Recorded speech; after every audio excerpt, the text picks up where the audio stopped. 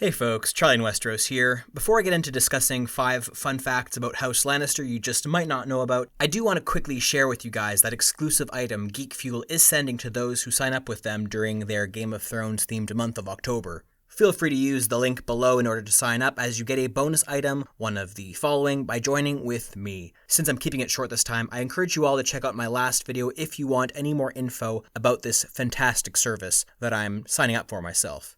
Now, with that out of the way, here are 5 crazy Lannister facts you just might not know about. Number 1. The first Lannister king. Although it is well known how the original Lannister, Lann the Clever, obtained Casterly Rock, it is less well known exactly how the family came to be known as Kings of the Rock. In fact, the Westerlands as a whole were originally ruled by House Banefort, a noble family still in existence during the events in Game of Thrones.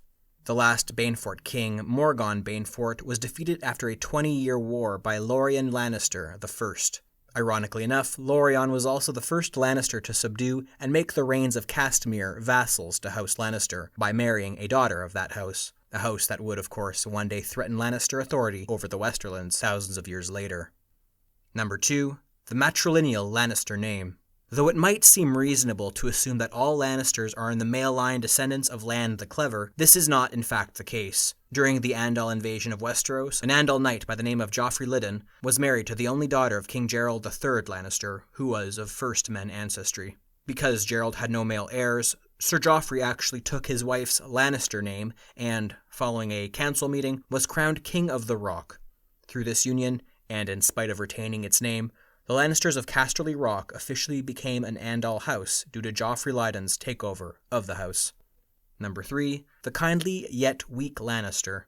When you heard the title of this fact, you might have immediately thought about Tommen, and while that is in fact a good guess, I am actually referring to Tywin's own father, Tytos Lannister.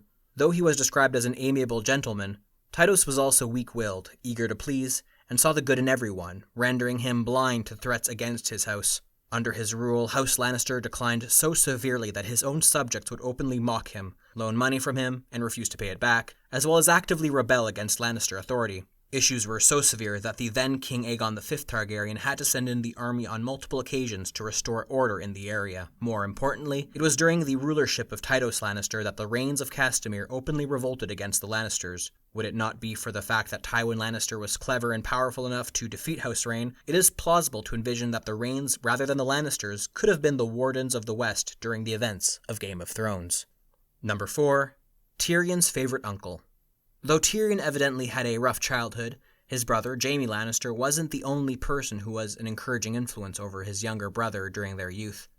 Jaerion Lannister, the youngest and most reckless brother of Lord Tywin Lannister, was a man quick to laugh and had a gift for making others laugh as well. As such, Tyrion often referred to Jaerion as his favorite Lannister. In a sense, we can look to Jaerion as having encouraged Tyrion in his thirst for knowledge. The Lannister uncle gifted his nephew with a number of books on the vast world of Westeros and Essos, and often had Tyrion recite the 16 wonders of the world to him, encouraging his learning. Along with this, Jaerion taught Tyrion some tumbling tricks and would regularly praise his skills. Though Tyrion had begged his uncle for the birthday gift of a dragon in his youth, Jaerion poignantly enough went on a quest to Old Valyria in order to seek out any treasure that might have survived the Doom, as well as their ancestral sword, Bright Roar, which was lost in the area. However, Jaerion never returned, and so whether he is alive or dead as a result remains a mystery. Number 5.